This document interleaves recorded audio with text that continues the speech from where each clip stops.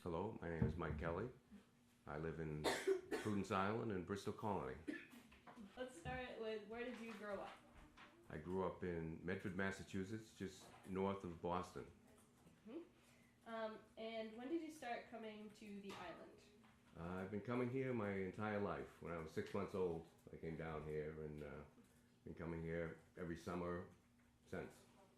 My mother came down here with Jesse Mosier and, well, it was Lois Bishop, but it was later Lois Davies, and another woman called Angie, and they all met at a war radio place that they worked together, and they would come down on weekends to the Bishop's house, and they eventually started renting on their own, and then Jesse went on to buy a place, and my parents rented every year at what was then known as the bakery, and when the DeWitts owned it, but he passed away when I was very young, but I can barely remember the cinnamon buns. When you'd come home from church, you'd have the smell of cinnamon buns and jam squares and lemon squares and all kinds of bakery goods there. It was nice. I was here during Hurricane Carol, but I was only about a year and a half old, so I don't really remember it. But they say the waves were breaking over the Mossop's house, and it was just a horrendous thing. Jessie Mosier was running around with a lampshade on her head trying to keep everybody entertained while all hell was breaking loose outside there. So. And what types of things did you do when you were growing up on the island? Oh, swimming, sailing, rowing, just having a good time down here. It was like going back 20 years in the past here. Even back in the 50s, it was going back in time down here with no telephones and things like that. Running water was scarce, no hot water. So. Well, Saturday nights was always barbecue night at the Mosier house, and we would go down there, and after the barbecue, Warren and my father and Tom Quixel would say, okay, everybody in the back of the truck, and they had this 53 Chevy pickup truck, and all the kids would jump in the back there, and we'd drive about 10 miles an hour. The older kids used to jump on and off the tailgate. They were going that slow, and then they could run behind it, and then they'd jump back on, and then they'd jump back off, and we'd sing, and we'd go to the coffee shop, and for 10 cents for a double dip ice cream with Jimmy's, you could get this wonderful dessert there. It was great at the coffee shop. Okay. Where did you go to school? I went to St. James Parochial School for the first 8 years, and then I went to Boston College High School for high school. And what did you do after high school? After high school, I was eligible for the draft. Vietnam was still going on big time then, and I went one semester to a school and then dropped out. But fortunately, in '73, when I turned 20 and was ready to be drafted, they came to a peace accord, so I avoided that. So, yeah. And what did you do after that? Well, after the draft was over, my friend and I, we saw Easy Rider, and we both went out and put deposits on Harley Sportsters to do that, and decided that that probably wasn't the best way to go, and I bought a '72 Dodge van, and we lived in that for 4 months, traveling around the country, doing different things. And what were some of your favorite memories from that? Well, we broke down in St. Louis. We had to spend a week there repairing it, and we just barely made it to LA, but once we did, we met some great people, and we got to see Disney World and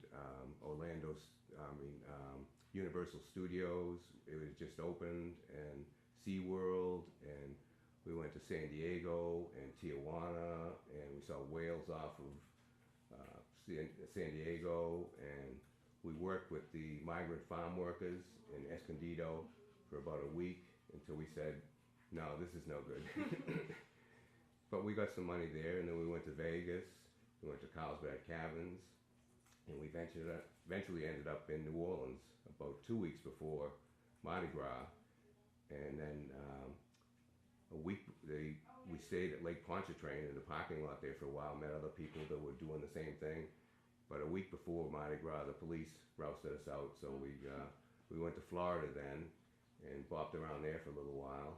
When we were in Florida, somebody told us about, my father had been a NASCAR fan back in the 60s, and we used to watch it on Wild World of Sports, and somebody told us about the Daytona 500. You can sleep on the infield of that, so we went there on Friday night. We slept on Daytona Beach, and when we woke up, the tide had come up to the edge of the van, but then Friday afternoon you went into the infield and slept in center field like of the Daytona 500.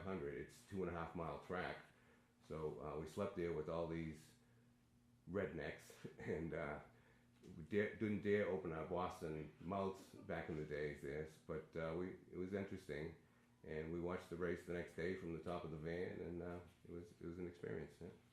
But one of many on the trip there.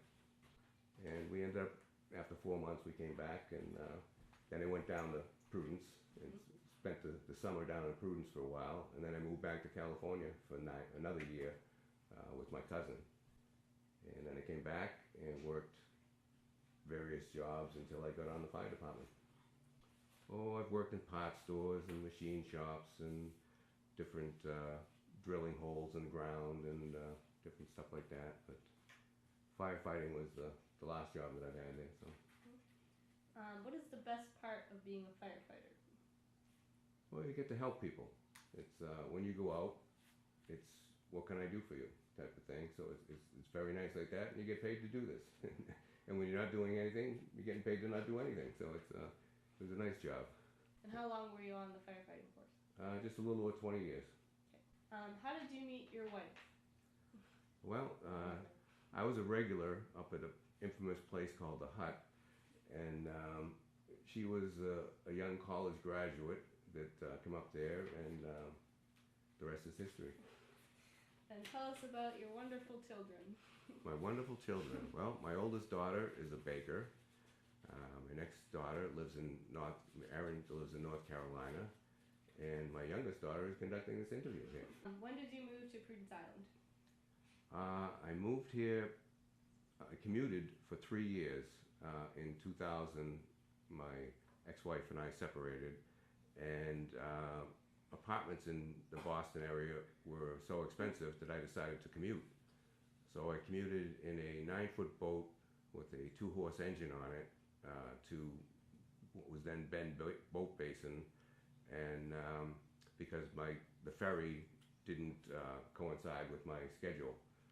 So I get up at 4:30 in the morning, leave my house at 4:30 in the morning, walk down to the beach, mount up the 2-horse, and go across, and then drive into horrendous Boston traffic on my motorcycle here. So it's How was commuting over the bay? The bay. There were good days, and there were horrendous days. There were foggy days, rainy days, snowy days, icy days. Just you never knew what the bay was going to throw at you. Yeah. So after 3 years of commuting like that, the city offered a early retirement incentive, and I took it. And I've been living down here since. What's your favorite spot on the island? My easy chair. Say goodbye. Goodbye, Islanders.